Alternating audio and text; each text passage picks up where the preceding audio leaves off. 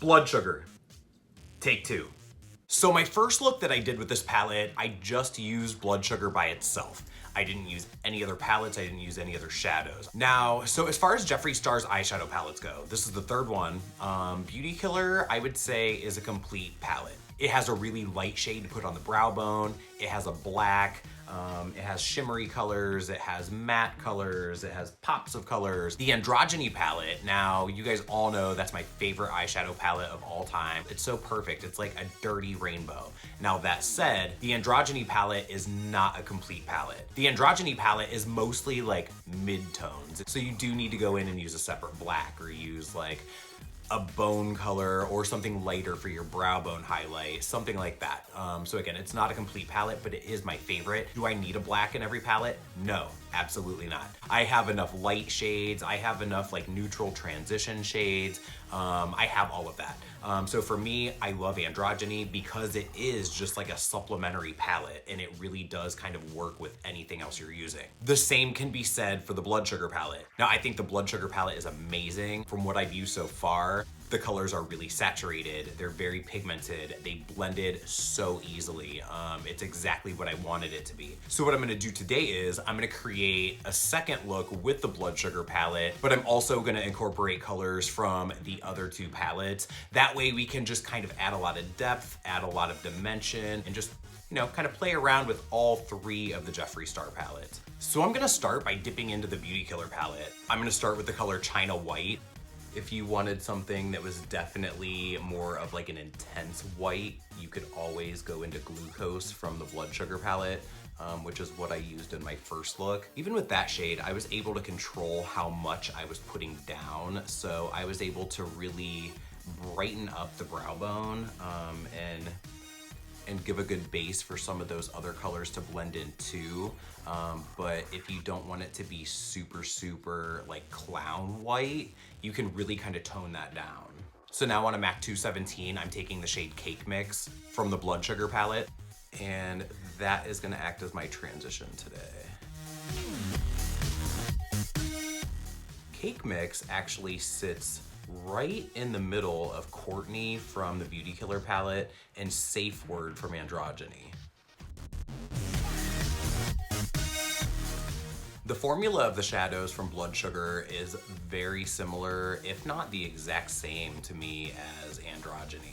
So what we're doing here is just adding a second layer of Cake Mix just to add a little bit more depth into the crease. Bringing that down onto the lower lash line, and as always, I'm gonna smoke this out really low.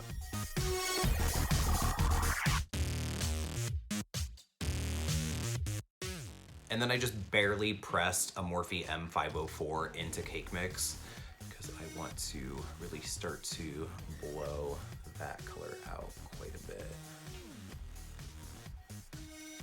You guys have actually seen me use this brush more often, probably for a highlight on my cheekbone. I love this brush for that. Obviously, you'll end up sweeping away some of that powder that you laid down under here, but then I always go back in and just add some more before I go in with my darker shades. And then on the same MAC 217 that I used to apply the first shade, I'm gonna lightly dip into Intravenous from the Blood Sugar palette. I'm gonna start by kind of sketching out where I really want that darker color to sit.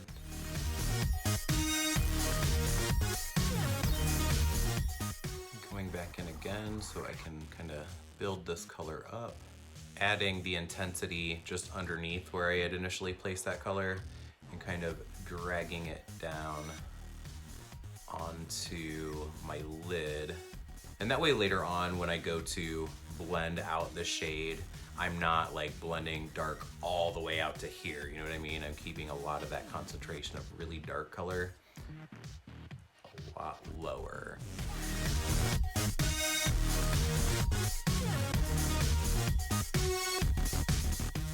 See, when you initially look at this palette, like I said in my first look, you really just kind of see a very pink and red color story. But once you really kind of get in there and start playing around with it, you really can create a variety of looks.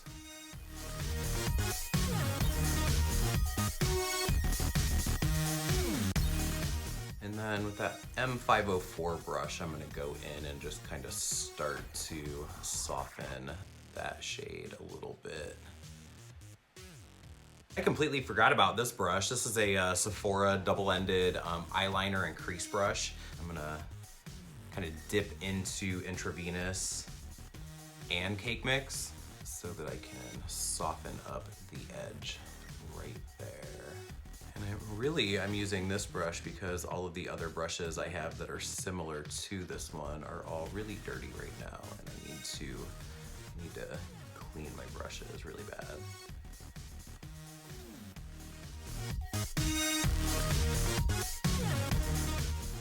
I'm gonna build up this crease even more with Intravenous.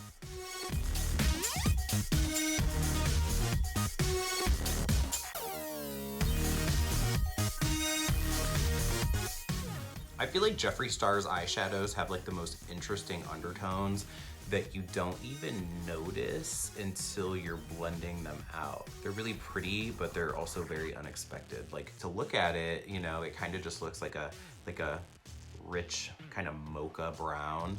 And maybe that's a good way to describe this color, but it's like, it almost has like a very subtle kind of like purple undertone to it that, again, you don't really see or read as purple until you're really up on it.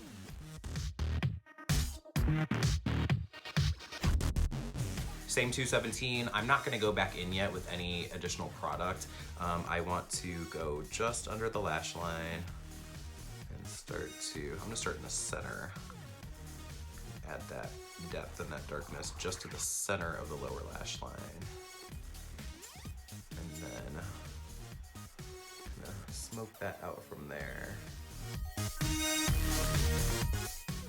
A little bit of product goes a long way, because I mean, just with what was left on that brush, I was really able to smoke out the bottom of both of my eyes and not have to dip back into the eyeshadow. So I like to blow out kind of like the darker crease shade kind of through the transition and kind of up into my eyebrow. I like to connect it there.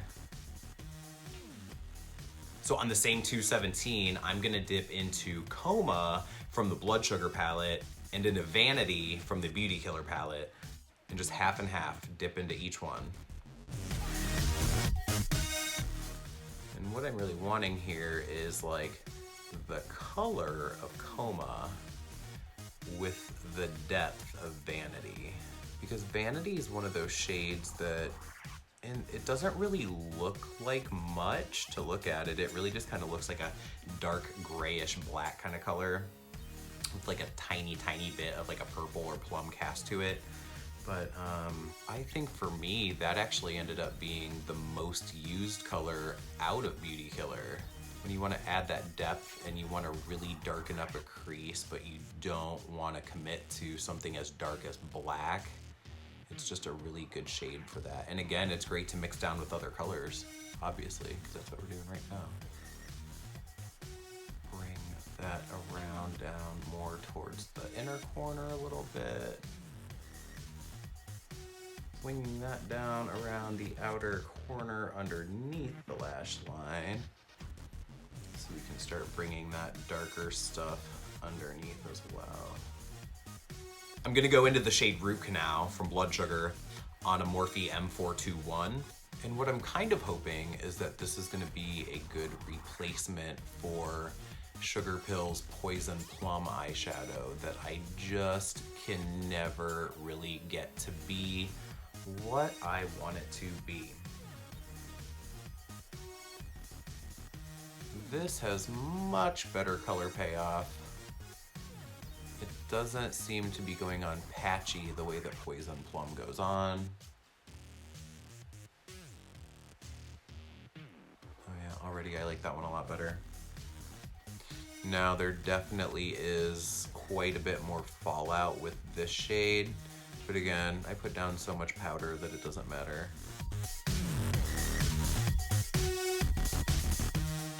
Then dipping back into Coma on a bullet crease brush from Morphe. This is from one of the vegan sets that I picked up. This one I got at Ulta.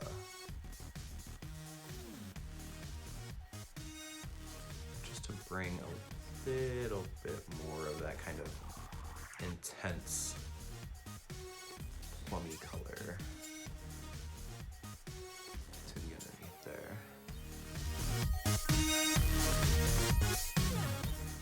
And just kind of take the edge off of that a little bit with the mix that we already had on this 217. And then with Vanity on an E36, going in and darkening up right at the lash line. So basically what I'm going for today with this look is getting the intensity and, you know, like the brightness of some of these colors, but still being able to kind of like bring that back down and smoke it out with some dark, kind of dirty, almost black tones without being black. And Vanity is a perfect shade for something like this. So on the same M421 that I took root canal, I'm gonna take Cavity and just kind of press that into the center there just to see.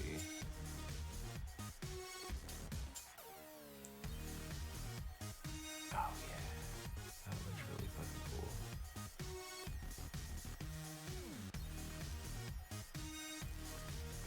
And root canal definitely had a lot of fallout when I was applying it, and I feel like if you're not careful, this one could do that too, but again, that's how these kind of colors go. And I'm pretty sure that what's gonna end up happening with a color like this is that at some point after a few hours of wear, you're really gonna lose like the actual like pink or purple tone to it, but it's still gonna create something like super interesting and kind of vivid on the lid once it kind of mixes in and kind of meshes with all of the darker tones that are on your eye. So even if this loses some of that, I think it's gonna keep enough of that intensity just to be a really overall cool look. Since I used Night Moth on my last look, I thought I would give it a rest for a minute and just kind of do like a dark, dark brown. And then for my inner corner on a MAC 219, I'm gonna take Donor, just to have a different pop of color on that inner corner.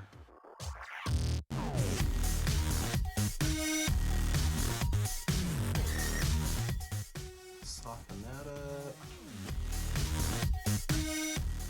So let me get on some mascara really quick and I'll be right back with the final look. So this is almost the final look. This is the second video in a row where I got so caught up in eyeshadow that I totally forgot about highlight until the end. I'm actually gonna take Frosting from the Androgyny palette and use that as my cheekbone highlight.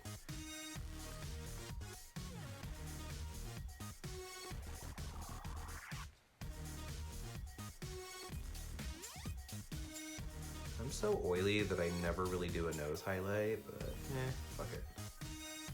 Doing it today. So yeah, there we go. I think that's gonna be the final look.